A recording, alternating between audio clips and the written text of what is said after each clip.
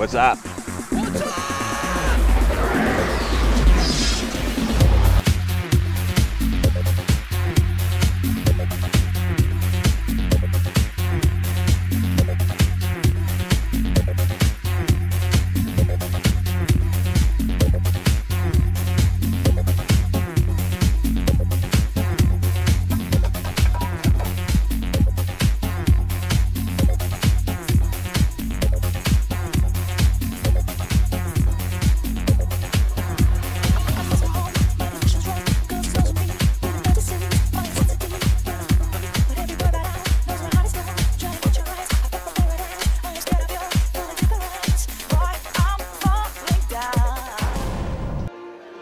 L'hymne italien, c'est le tube de l'été 2006. 5 jours après la victoire de la Squadra Azzurra en finale de la Coupe du Monde de football face à la France, sniff, voilà Tipa que Luca Donini affole à nouveau les tifosi en remportant le 9e championnat d'Europe FAI de parapente.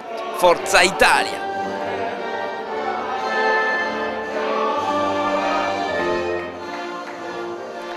Chez les filles, on change d'air avec un tempo tout doux, à l'image de la Tchèque Petra Krausová qui gagne la médaille d'or. Mais avant d'en arriver là, 14 jours de plaisir pendant lesquels les pilotes se sont envoyés en l'air.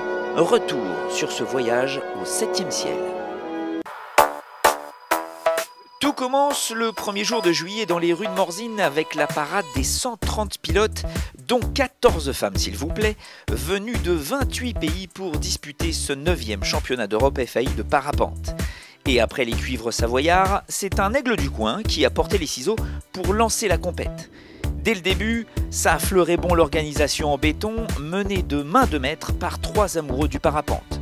Jean-François Charrière pour l'organisation générale, Ali Gali pour la partie sportive et Frédéric Escriba pour tout le reste.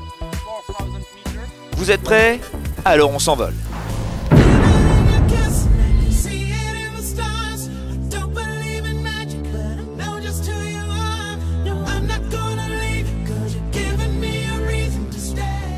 Oui, mais attendez un peu, ne nous précipitons pas. Ali, comment ça marche un départ de course de parapente?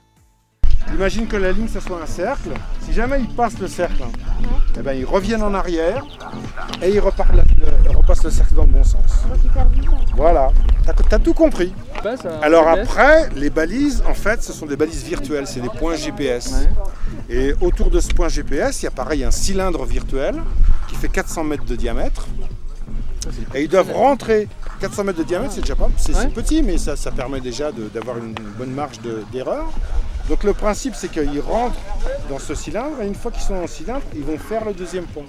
Alors comment on vérifie ça? C'est que le soir, quand les pilotes arrivent avec leur GPS, quand ils ont fini la manche, qu'ils soient posés dans la nature ou qu'ils soient posés à l'atterrissage, ils viennent vider leur GPS. Donc on vide leurs traces, parce qu'un GPS laisse une trace. Et on vérifie que leur trace est passée effectivement à l'intérieur de chaque cylindre. Si jamais ils ne sont pas passés dans le cylindre de la balise, ils sont ramenés à la balise d'avant, en distance. Et donc faire toutes les balises en un minimum de temps. Voilà. C'est une course, mais il faut tourner des pylônes. C'est tout simple en fait, suffit de se lancer.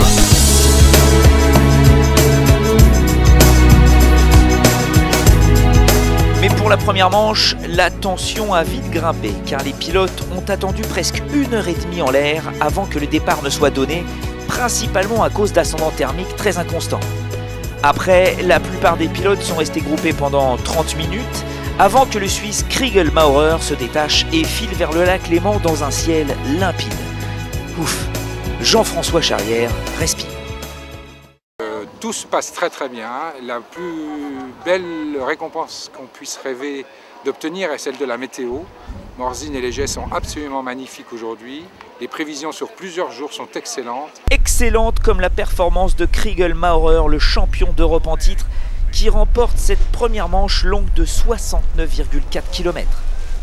En volant à une vitesse moyenne de 26 km/h, il atterrit à Morzine après 2h26 de course, devançant ainsi le Slovène Aljak Valic, 2e, et l'Autrichien Christian Tameger, 3e.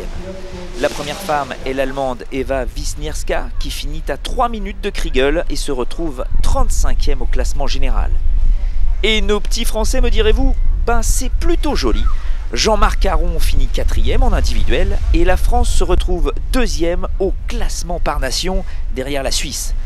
Max Jean-Pierre en a encore des sourires plein les yeux.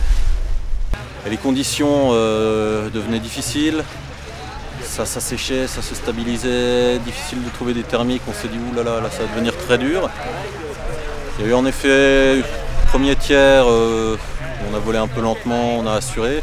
Puis après, ça s'est de nouveau remis en route, la convection, et c'est reparti. C'était une bonne fin. Le lendemain, direction la cellule météo où Albert Beau et Ali Gali déchiffrent des cartes, histoire d'y voir plus clair. Ça, c'est celle de cette nuit, ça ? Ça, c'est celle d'aujourd'hui. Ça, c'est celle d'aujourd'hui, ouais. Mais 23 h. Ouais, 23 h. Bon, on a toujours les mêmes inversions. Il y en a une, la première à 1200 et puis la deuxième vers 2000. Ouais. Un peu le même type de temps Est-ce qu'ils vendent des décodeurs ? Là, on est, la première inversion, elle est en bas à 1200 mètres, là. Ouais. On est dans le même style. Ouais. Ça, entre 14 et 1800 mètres. Ah ouais, et puis il y en a une deuxième encore après. Là, au-dessus de 3000 mètres. Bon, on les laisse tranquilles. Apparemment, c'est possible de voler. Donc, tout le monde monte pour prendre le départ de cette deuxième manche. Une deuxième manche qui va se dérouler sur un parcours long de 71 km.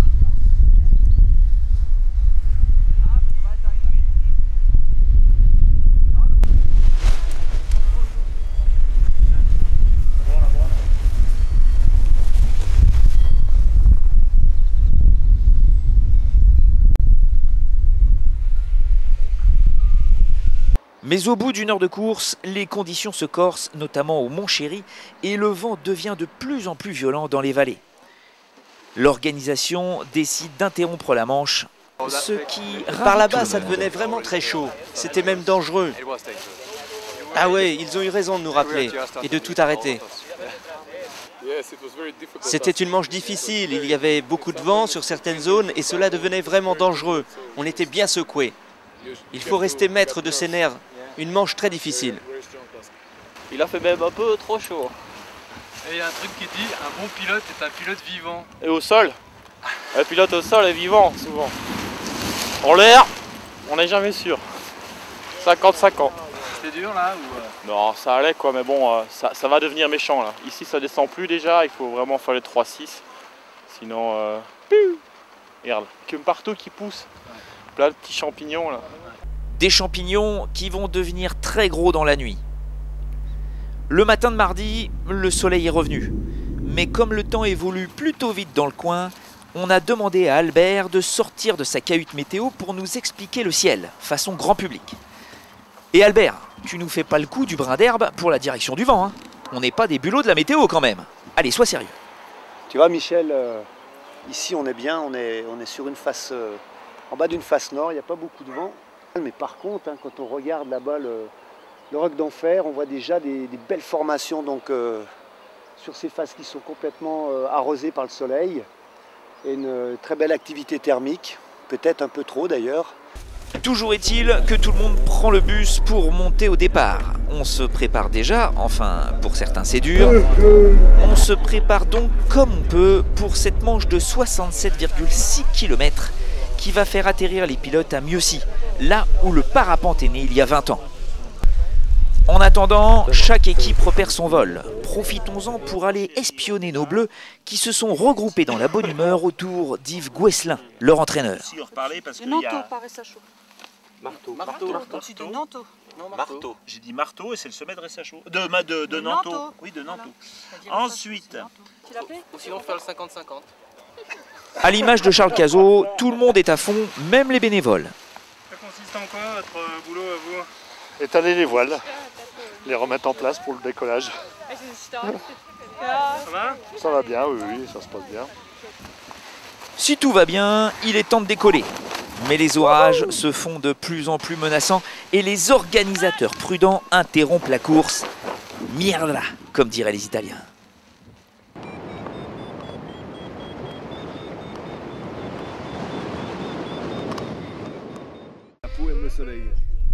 Le mercredi, tout le monde s'est à nouveau donné rendez-vous au départ du Mont-Chéry. Les pilotes attendent, mais l'espoir est mince. Il y a toujours des risques d'orage et l'organisation a prévu le coup en raccourcissant la manche à 39,4 km. attend la décision du DE. On attend que les conditions se mettent en route. On attend. Pendant ce temps-là, les neurones d'Ali et de Frédéric sont en ébullition. Ali, on les fait décoller. Si on voit qu'ils montent, on laisse, sinon on annule la manche. Yeah. Tu veux que je leur dise? On ouvre la fenêtre à Euler et si ça tombe par terre, on annule la manche. Le problème, il est là, quoi. Un vrai petit couple, tous les deux, qui fait bien rire les leaders de chaque équipe venus aux nouvelles. Et pourtant, les nouvelles ne vont pas être bonnes. Annulation de la manche pour mercredi, comme pour jeudi, et puis vendredi, l'horreur. Mais samedi, ça y est, on peut voler. Les pilotes ne tiennent plus en place, les voiles frétillent, ça va chauffer. Pourtant, les conditions climatiques ne sont pas évidentes, ce qui pousse les organisateurs à modifier 3 fois le parcours de la Manche. D'abord prévue sur 90 km, puis ramenée à 56 km, elle va finalement se disputer sur 46,9 km en temps mini, c'est-à-dire comme une spéciale de rallye, avec le chronomètre pour juge. Ce qui n'a rien à voir avec une course au but comme lors de la première manche validée du dimanche. Vous avez compris? Comment? Non? Bon, Frédéric, tu peux expliquer s'il te plaît? Donc on fait toujours des courses au but, c'est-à-dire que les mecs sont tous en l'air, ils s'attendent en l'air et à une certaine heure, donc 40 minutes après l'ouverture de la fenêtre, ils peuvent partir tous en même temps. Ça c'est une race, une course. Mais on a aussi une autre forme de manche qui s'appelle les temps mini. Et là, si tu veux, quand le pilote part sur la manche, on prend son temps de départ, on prend son temps d'arrivée, et c'est un contre-la-montre en fait, si tu veux, comme en cyclisme. Donc tout le monde part pas en même temps, il y en a qui partent, il y en a qui partent un quart d'heure après. Et à la fin, on regarde celui qui était le plus rapide. Donc le problème c'est que quand les pilotes arrivent au but, c'est pas forcément le premier qui arrive au but qui gagne. Ça se trouve, il y a un mec qui va arriver une demi-heure après et qui gagne la manche parce qu'il était plus vite que tout le monde. Donc ça, on évite de faire. On ne le fait que quand on est forcé de le faire par certaines conditions. Aussitôt dit, aussitôt fait, après un départ qui s'est déroulé dans des conditions délicates, la suite s'arrange. Sensation.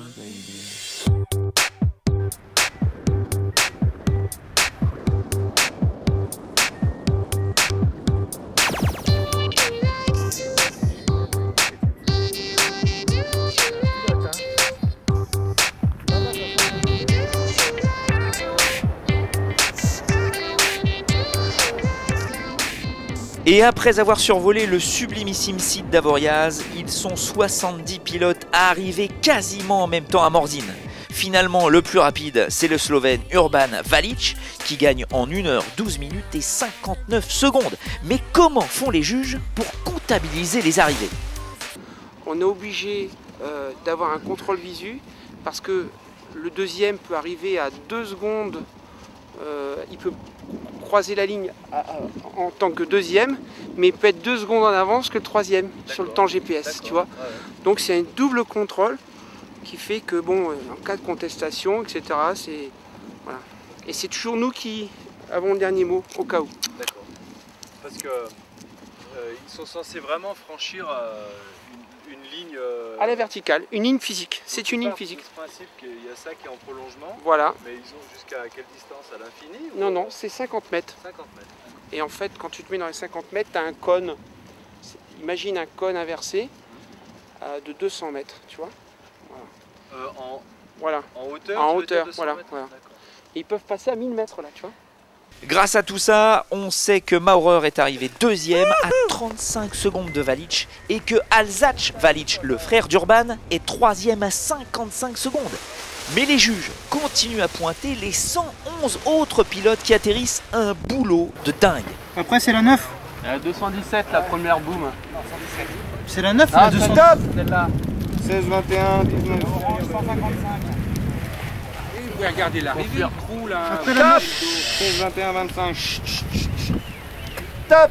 16, 21, 29. Ça, c'est 155. Hein. 155. La fly-in, c'est 11. Attends, il y a la fly-in 11 d'abord. Pendant ce temps, il y a eu un peu de casse. Après avoir joué aux élagueurs à l'Atéro, le leader de la délégation tchèque, Martin Olrik, se blesse. Cheville en vrac, sinon tout va bien. Enfin, physiquement tout va bien, mais pas dans l'esprit. Oui, des tricheurs. Ça va te dégoûter à faire du parapente de toute façon. Une plainte légitime puisqu'après vérification, 6 pilotes seront sanctionnés pour un vol collectif dans les nuages, ce qui est interdit par mesure de sécurité. Après toutes ces émotions, il était temps de se détendre avec, pour clôturer la journée, un défilé de mode un peu particulier puisque certains mannequins étaient recrutés parmi les pilotes comme le Beautiful enfant de la région Charles Cazot et que les habits étaient fabriqués avec des toiles de parapente plutôt originales. En revanche, il n'y avait rien d'original dans la météo du dimanche. Ça va être encore une fois super technique. Et la probabilité est faible de réussir à mettre tous les pilotes en l'air, de faire une manche où ils vont pouvoir être à égalité pour faire le start. Et ça va être dur. Donc on va voir à midi avec Ali. Mais à midi. Là maintenant c'est à nouveau en train de se boucher. Je crains le pire. Allez hop, une journée annulée, ce qui ne démoralise personne en ce dimanche 9 juillet. No, let's go and party. France and Italy tonight. Youhou! Dans une ambiance de feu, tout le monde regarde les Italiens devenir champions du monde de foot à Berlin. Ah si quoi! Heureusement pour le moral, le lendemain, il fait beau et tout le monde saute sur le télésiège pour monter au col du Fornet et se vider la tête à 2119 mètres. Hein Ali?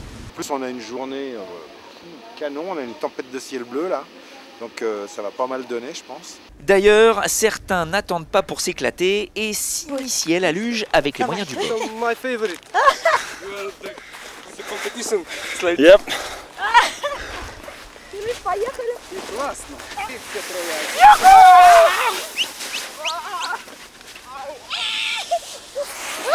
Pendant que la jeunesse rigole, Ali scrute son ciel. Mais tonton Ali, qu'est-ce que tu lis dans les nuages?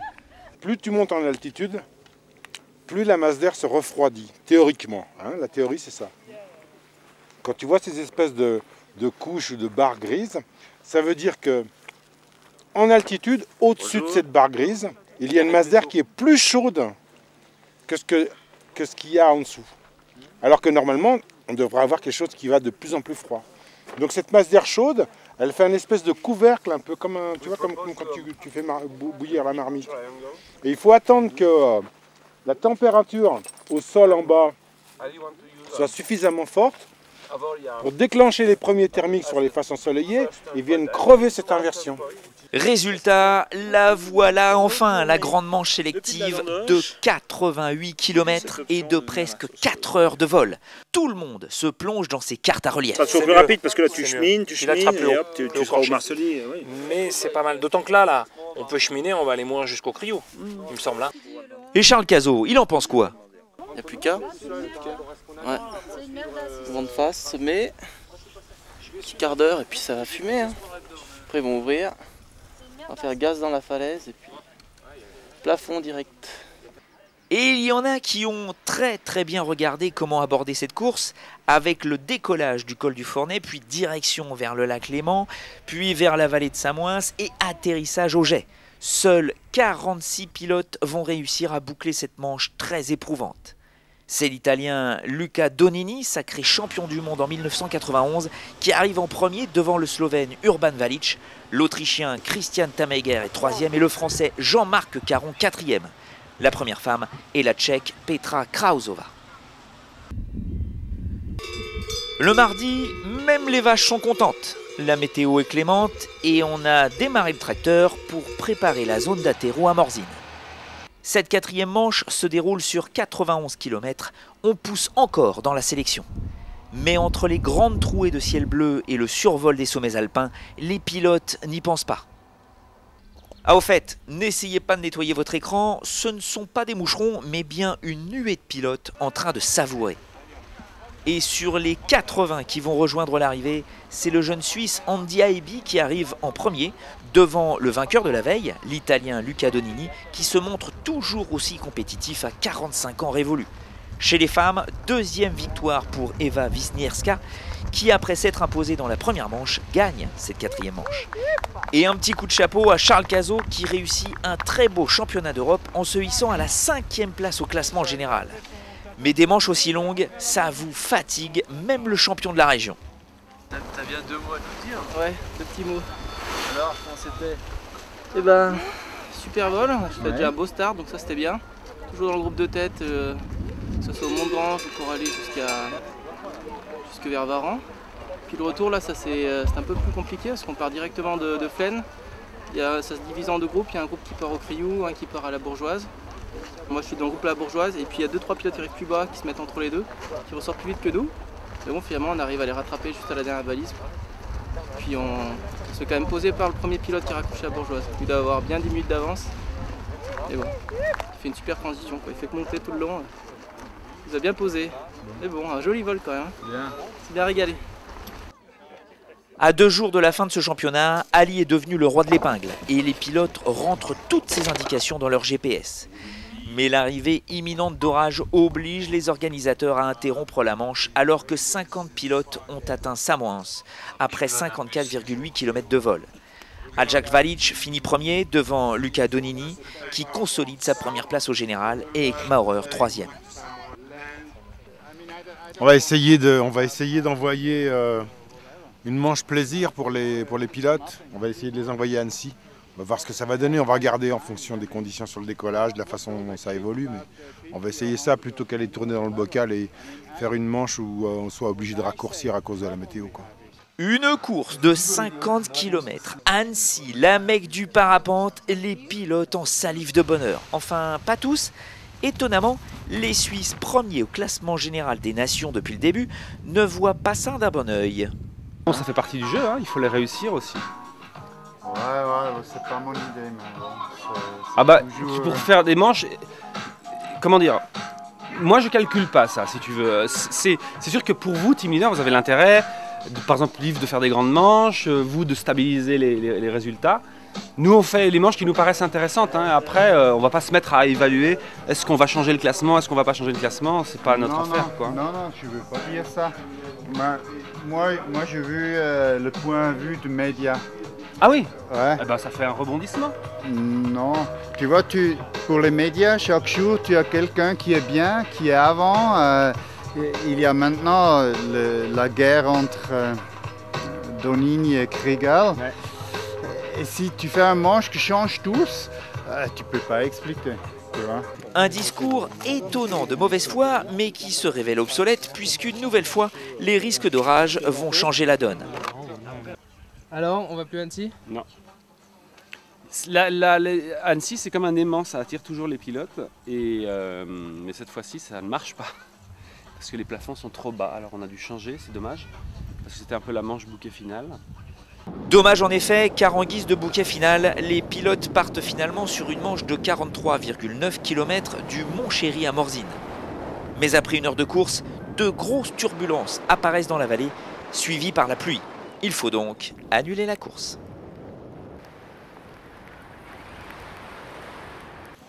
À l'arrivée, on se rend compte que les pilotes ont souffert.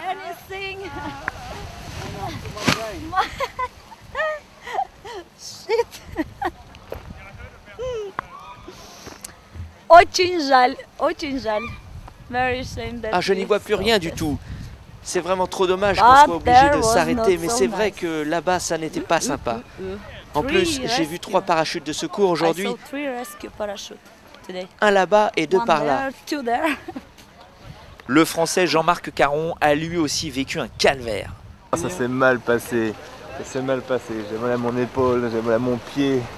Je me suis écrasé comme un gros naze hier. Ça s'est très mal passé. Une chute lourde de conséquences pour l'équipe de France qui perdait ainsi sa 3e place au classement par nation. Dur à avaler. En revanche, Petra Krausova, elle est tout sourire. La Tchèque conserve son titre de championne d'Europe et tout en restant très discrète, peut légitimement jouer la star devant les caméras. Le lendemain, elle se retrouve sur la plus haute marche du podium avec la médaille d'or autour du cou, entourée par l'Allemande Eva Wisniewska à gauche, médaillée d'argent, et la Française Caroline Brie à droite, médaillée de bronze. Chez les messieurs, c'est reparti pour le tube de l'été 2006 et même le drapeau italien en perd son latin. Luca Donini est donc champion d'Europe, prenant ainsi le titre au Suisse Christian Maurer qui finit cette année à la 2e place. Le Tchèque Thomas Brauner complète ce podium. Et c'est donc dans cette ambiance de trattoria sicilienne que l'équipe suisse reçoit, elle, le titre par nation. L'histoire fut belle, mais il nous faut un mot de la fin. Jean-François Charrière, peut-être ? Ne nous demandez pas de vous offrir un spectacle tous les jours à une heure précise et dans des conditions prédéterminées. C'est un voyage, donc un rêve qu'on vous invite. Spirale, en général, ils la font. Une invitation à laquelle des milliers de personnes ont répondu présent pour faire de ce 9e championnat d'Europe FAI de parapente un réel succès populaire. Et en plus, entre deux fondues savoyardes, nous avons appris que la ville de Talloires, installée sur les bords du lac d'Annecy, avait posé sa candidature pour l'organisation des mondiaux de 2009. Sympa, non? En attendant d'en savoir plus, volez! Back shakes a tambourine, nicotine from a silver screen. Speed seduction in a magazine, endless pleasure in a limousine. In the back shakes a tambourine, nicotine from a silver screen. Speed seduction in a magazine, endless pleasure in a limousine. In the back shakes a tambourine, nicotine from a silver screen. Speed seduction in a magazine, endless pleasure in a limousine. In the back shakes a tambourine, nicotine from a silver screen.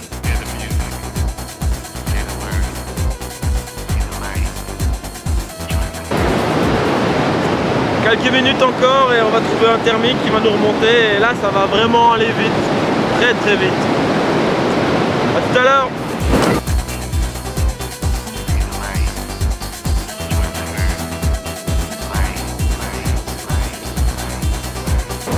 Bah voilà, la manche est arrêtée donc elle va être annulée et il nous pleut dessus. Alors on va poser très vite avant que ça dégénère et qu'on se chope vraiment la grosse averse. Il y a un petit endroit bien sympa mais il y a du vent. On va poser en sécurité. A tout à l'heure. Et voilà, on va poser. Et c'était chaud. Hein. Alors il faut emballer vite avant qu'il pleuve. Hein. Wouhou!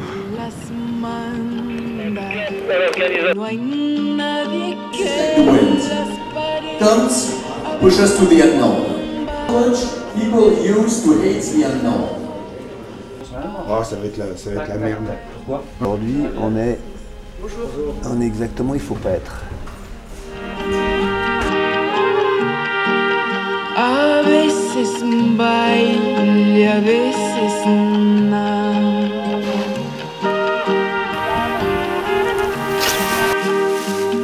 Hoy cruzo la frontera, bajo el cielo, es el viento que me manda. Bajo el cielo de acero, soy el punto negro que anda a las orillas de la suerte.